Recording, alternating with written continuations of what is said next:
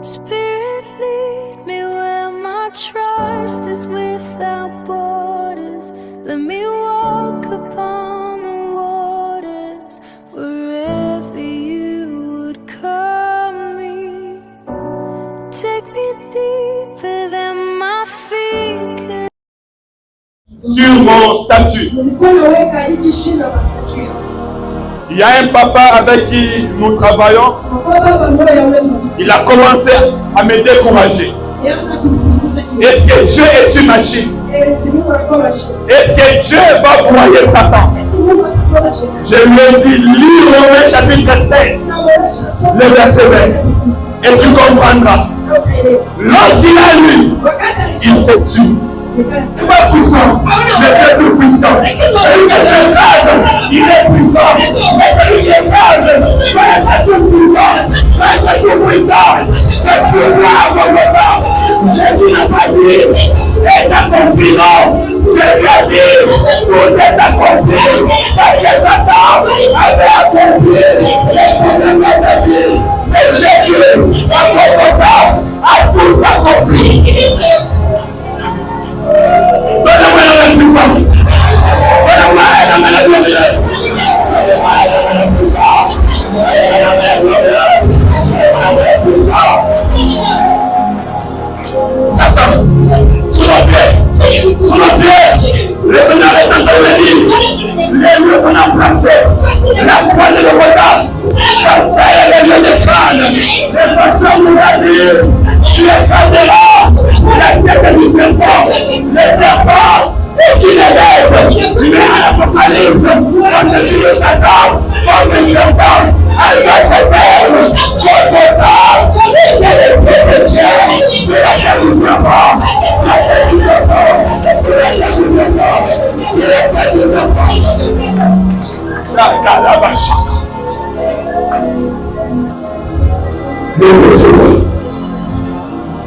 Satan, sur ta pied. Sur ta pied.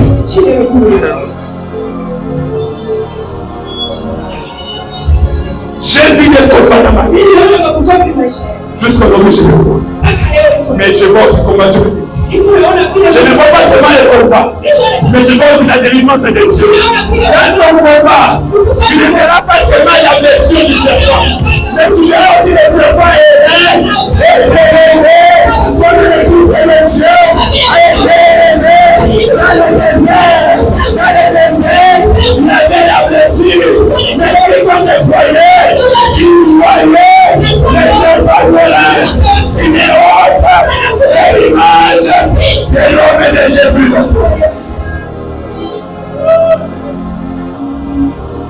Alléluia.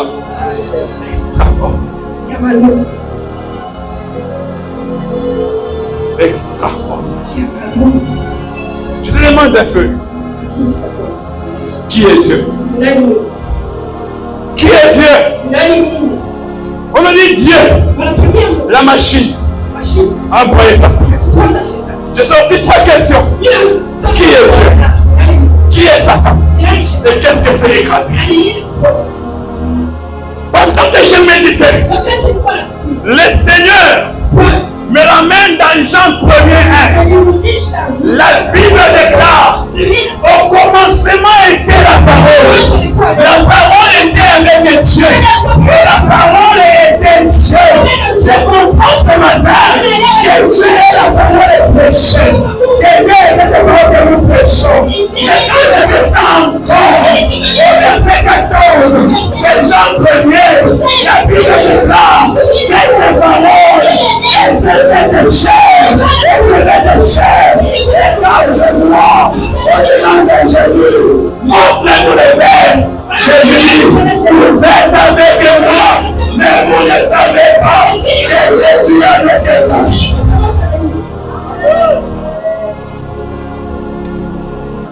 Dieu ne savait pas par là. Il m'a dit, va dans Genèse 1. Je vais dans Genèse le 1. Avec du quoi? Dieu créa la lumière. Écoutez, qui est Dieu? La parole. Il est Jésus, le créateur le Tout-Puissant. Je vais dans Colossiens 1,15. La Bible dit, rien n'a été créé en dehors de Jésus. Il est le premier-né de toute la création.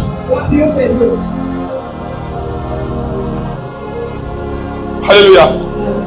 Je comprends une chose.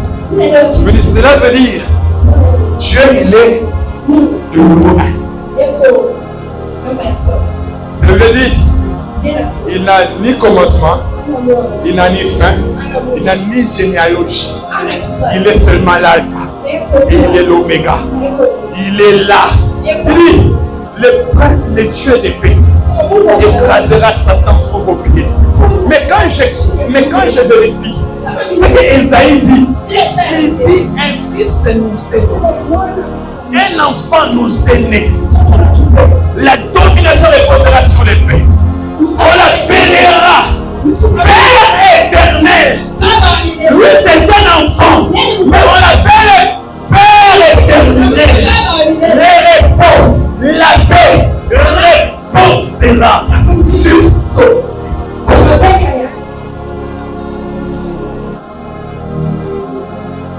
Alléluia. Qui est Dieu? Qui est Dieu? Qui est Dieu? Tu connais quel Dieu?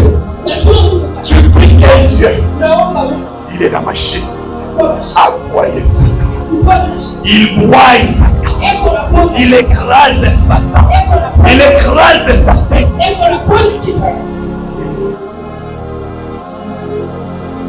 Alors quand je commence à méditer, je demande à Dieu, non, ça commence à devenir dangereux. Je risque de ne pas partir au culte. Alléluia. Je vais demander qui est Satan. C'est formidable. Il me répond, Satan est ma créature. Moi, je suis le créateur. Satan est ma créature. Une créature ne peut pas effacer le créateur. Mais seul le créateur connaît le début de sa créature et la fin de sa créature. En d'autres termes, le Satan qui te combat là, Dieu connaît son commencement et Dieu connaît sa fin. Le problème qui te combat là, Dieu connaît le début et Dieu connaît la fin. Il sait gérer ton problème. C'est pourquoi il a dit à Satan, va t'enlever Job, parce que Dieu connaissait le début de Satan et la fin de Satan. Satan n'a pas le pouvoir de prendre ta vie. Satan n'a pas le pouvoir de prendre ton âme. Il peut toucher aux choses, mais il ne touchera pas à la vie.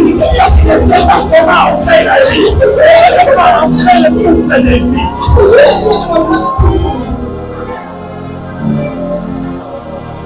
Écoutez, ce matin, n'ayez pas la foi de Hébreux 11. Oh, la foi est une ferme assurance d'avoir des choses.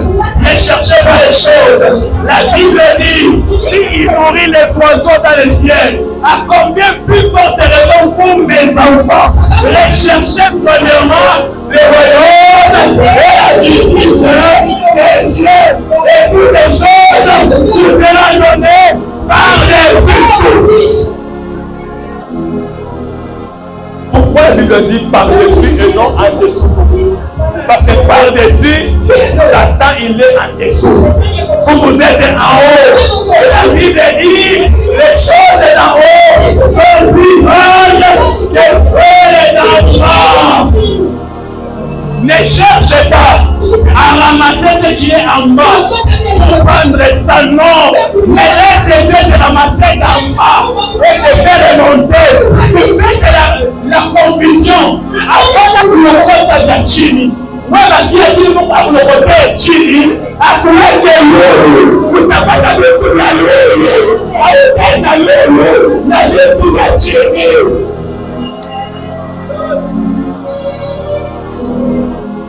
ne confondez pas. Ne cherchez pas. Le travail pour chercher, c'est le travail de Dieu. De Vous avez lu que Dieu est sorti de son trône. Il était sur la terre comme étant le Fils. Il était au trône comme étant le Père. Son trône est occupé que par Dieu. Toi ne sors pas de ton trône. Dieu te deviendra sur le trône qui t'a occupé. Ça c'est pourquoi c'est vrai. Il a dit. Il y a maintenant les 7 trônes. Ton trône maintenant c'est vide. Avant tout, j'attends les seigneurs à mon poste. Il y a un lieu que Dieu te voit. Il y a un lieu que Dieu te voit. Dieu ne voyait pas la consécration de David à la course. Dieu voyait la consécration de David à la maison de son père. Dieu ne te voit pas dans le vagabondage. Dieu te voit dans son œuvre. Dieu ne te voit pas au minimum. Dieu te voit dans son œuvre. Adore l'Éternel ton Dieu. Garde les âmes pour Jésus. Garde les âmes pour Jésus. Satan est une créature. Une créature. Quand vous lisez dans Deutéronome, non, Satan n'est rien. Il n'est rien. Il n'est rien. Il n'est rien. Hébreu 6. Non, Deutéronome 6. 12 à 16, vous allez lire. La Bible dit ceci. Moïse, Dieu est en train de lui parler. Dis à mon peuple que mon peuple ne m'oublie pas. Que mon peuple se rappelle que c'est moi qui les a délivrés de l'Égypte. Que mon peuple ne m'oublie pas. Que mon peuple sache que c'est moi son Dieu. Et quand vous lisez au verset 7, la Bible dit et que personne parmi les enfants d'Israël ne puisse me tenter. Que personne parmi les enfants d'Israël ne puisse me tenter. Car personne ne tentera l'Éternel son Dieu. Deutéronome 6. Maintenant, quand je comprends une chose pour me prouver que Satan est une créature, le même passage de Deutéronome, les chapitres 12, le chapitre 6, le verset 12 à 16, où Moïse dit aux hommes, aux enfants d'Israël, ne tentez pas l'Éternel votre Dieu. Mais quand je rentre dans Matthieu, le chapitre 4, le verset 5 à 7, Jésus est en train de dire à Satan, tu ne tenteras pas, l'Éternel est ton Dieu. Je commence à comprendre que réellement Satan est une créature. Parce que cette loi a été donnée pour les hommes d'Israël. Mais Jésus l'a rappelé pour Satan. En d'autres termes, Satan n'est pas plus grand que toi. Le même commandement qui est pour toi, c'est le même commandement qui est pour les diables.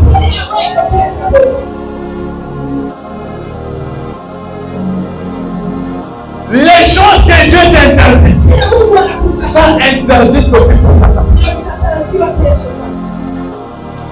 C'est une créature pour voir. Alléluia. Qui a déjà vu une créature de Satan? Même les démons n'ont pas été créés par Satan. Permettez-moi le terme. Même les petits anges là que vous voyez avant en 1900 combien de l'autre, Satan ne les a pas créés. Parce que Ben a pour mourir. Les démons que vous voyez sur les TikTok, qu'on a trouvé ici en ville, Satan ne les a pas créés. C'est Dieu qui les a créés.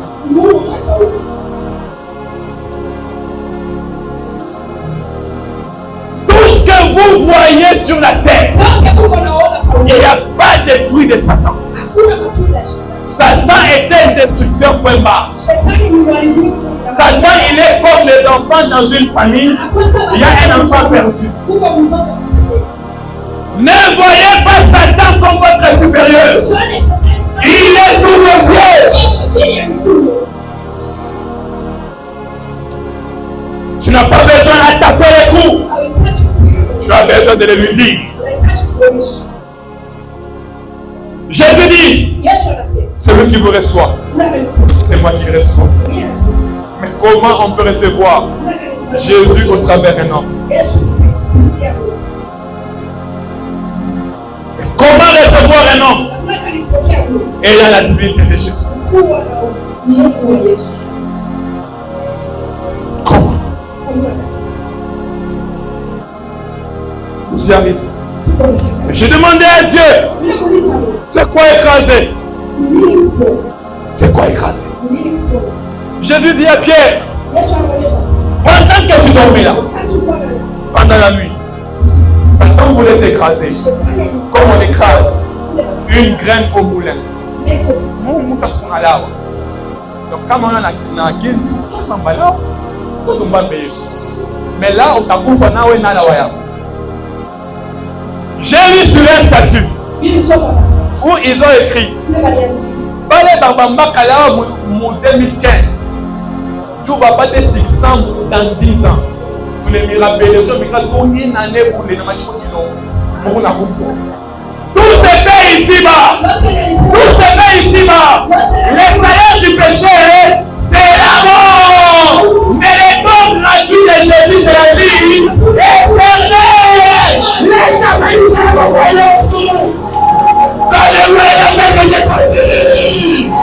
la puissance de Jésus. Les dons gratuits de Jésus, c'est la vie éternelle.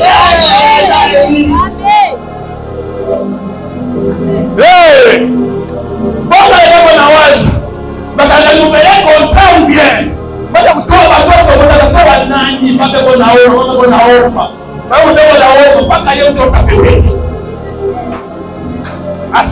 ndani ya Yesu hakuna condition. Nukula tukumisi kumwimbia Yesu ni wangu ufana milele kupita milele kwa kazi yako yana kwenye tuembeleni yana kwenye tuembeleni viens à Jésus, viens à Jésus, viens à Jésus, viens à Jésus, viens à Jésus, viens à Jésus. Cet esprit qui conduit a commencé à l'amener les gens à Jésus, à Jésus. Moi partout, même si je me cache, on finit par m'appeler bishop. Ça fait même dans mon langage, on écoute la sémence de Dieu. Alléluia. Alléluia.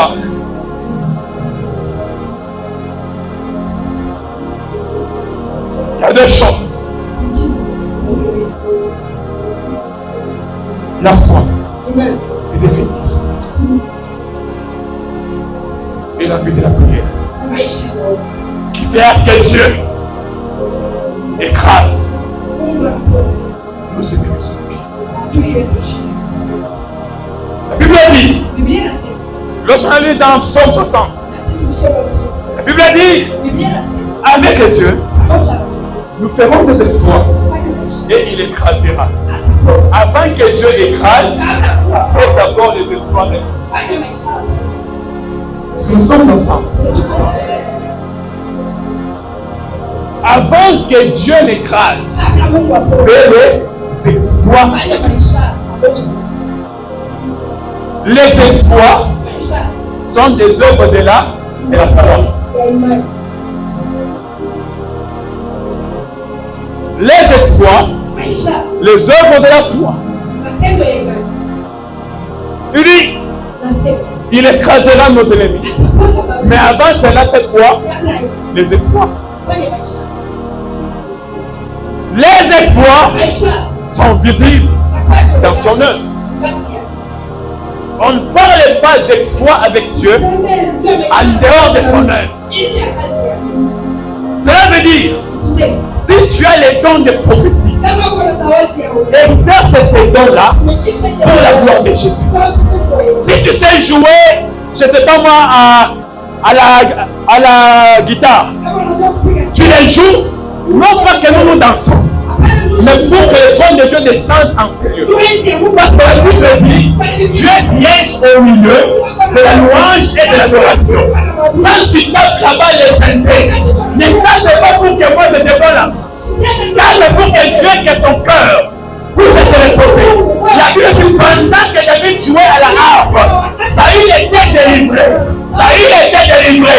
Lorsque la délivrance, il y a la présence de Dieu. Lorsqu'on était enlevé par les démons, les démons sortent, c'est Dieu qui descend en nous. Alléluia. On ne parlerait pas de la délivrance s'il n'y a pas l'absence des démons et la présence de Dieu. On parle de la délivrance lorsque ce qui est de Satan quitte et ce qui est de Dieu vient. Alléluia. Avant qu'il écrase, avant que Dieu écrase, vous devez faire des exploits. Vous devez travailler avec Dieu. La Bible dit les exploits de Moïse avec Dieu devant la mer rouge. Dieu, il arrive. Il était là. Dieu écoute. Les enfants d'Israël commençaient à murmurer. Mais Moïse, pourquoi tu nous as amenés ici? Pourquoi? Ils oubliaient que c'était le temps des exploits avec Dieu. Pourquoi tu nous as amenés ici? Quand même en Égypte, lorsqu'on mourait, nous étions enterrés. Nous étions embaumés. Mais si nous allons mourir comme des poissons. Mais Dieu dit à Moïse, qu'as-tu dans ta main? Qu'as-tu dans ta main? J'ai une verge. J'ai un bâton. Faire les commerces. Les commerces aussi pour les Seigneurs. La Bible dit, ce que tu as à faire, fais-le bien, car ta bénédiction en dépend. Même si tu travailles pour une personne, fais bien ce travail-là, parce que ta bénédiction en dépend. C'est pas pour ma cage, je m'attaque. Donc on va te ridiculiser, mais tu dois t'abaisser. Parce que tu sais qu'il y a quelque chose que tu auras.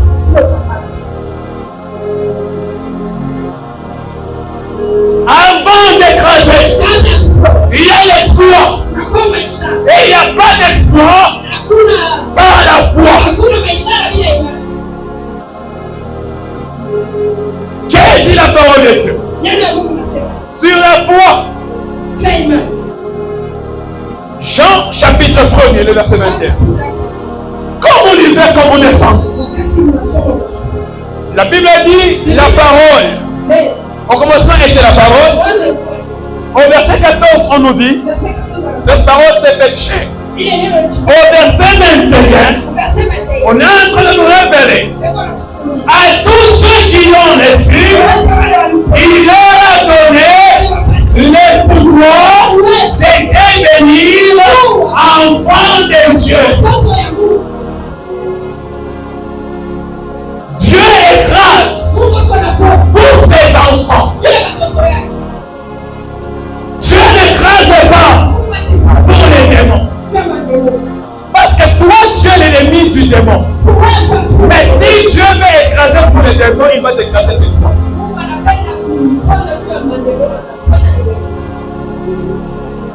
Mais Dieu écrase pour ses enfants. La foi ce matin, que cela ne vous amène pas à croire au manger et au boire. Mais la foi de ce matin qui te conduise à devenir enfant de Dieu.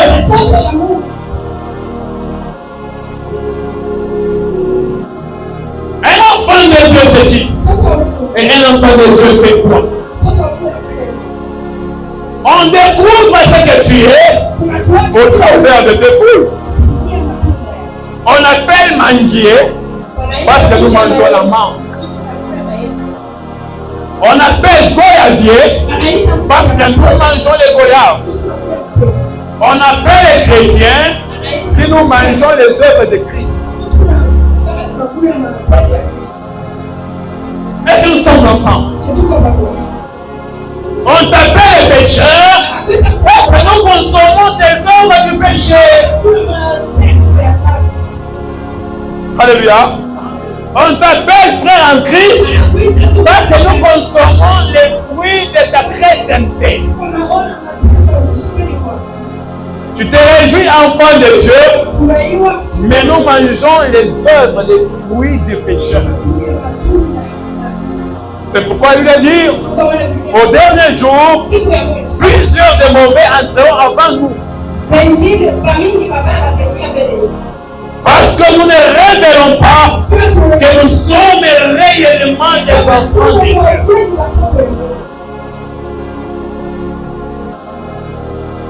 Que la foi, ce matin, à cet temps de la fin du monde, ne s'amène pas d'abord à espérer aux choses. Mais que cette foi te maintienne dans son identité.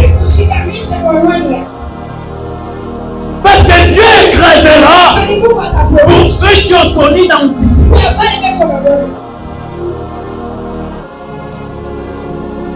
Dans les temps de Moïse, Dieu a écrasé tous ceux qui n'avaient pas immolé l'agneau. Tous les enfants de Dieu étaient reconnus par l'immolation de l'agneau. Dieu connaît qui tu es au travers les fruits que tu lui remets. La Bible dit la prière d'un pécheur n'est qu'abomination devant les trônes du Seigneur. Mais la prière des saints est un parfum de bonne odeur. Alléluia. Deuxième chose, la vie de la prière. La vie de la prière. La vie de la prière. Nous avons parlé du Créateur. Satan est la créature. Nous avons donné des révélations. Mais pour jouir de ces choses, et aussi une vie de prière. Parce que tu ne prieras pas en étant un ignorant, non. Mais tu prieras étant un enfant de Dieu. Tu prieras comme un enfant demande un besoin à son père. Et Dieu sera obligé de le faire parce que tu es le fruit de ses entrailles.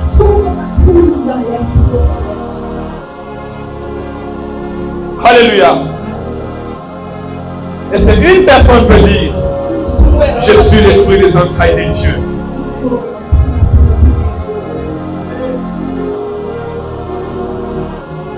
La foi t'amène à être cet enfant-là. Et puis, ça t'amène dans une vie de prière. Quelle est la parole du Seigneur? Dieu dit à ses disciples, il vous est avantageux que je m'en aille. Mais allez d'abord à Jérusalem. Pourquoi à Jérusalem? Jérusalem était le lieu de la prière. On lui a enseigné ce qui fait l'efficacité de la prière, c'est aussi le lieu dans lequel tu pries. Alors Israël, les disciples, ils sont partis dans la chambre haute. Ils sont partis là-bas. Ils sont partis. Ils ont chanté. Le Dieu déclare. Ils communiaient